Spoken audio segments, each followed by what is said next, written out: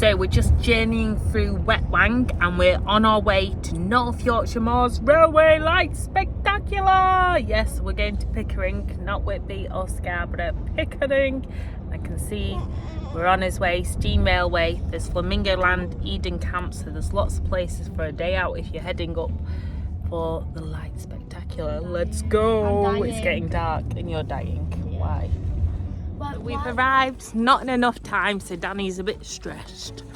But Pumpkin here, we're walking, we're waltzing, we're gonna make it. Look at the lights, it's spectacular. Athena's living the dream, she loves the light. So we've checked in, badges and little light bands ready. Oh, cool. Oh, I just realised we're on a different side. Nearly crossed the track, don't do that. There is a good old bridge and some lovely volunteers to help. So we actually go past one of the stations, Harry, that Harry Potter was filmed at. Seriously.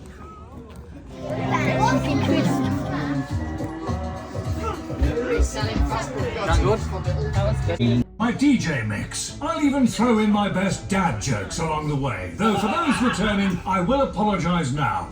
Unlike a fine wine, my jokes don't get better each year.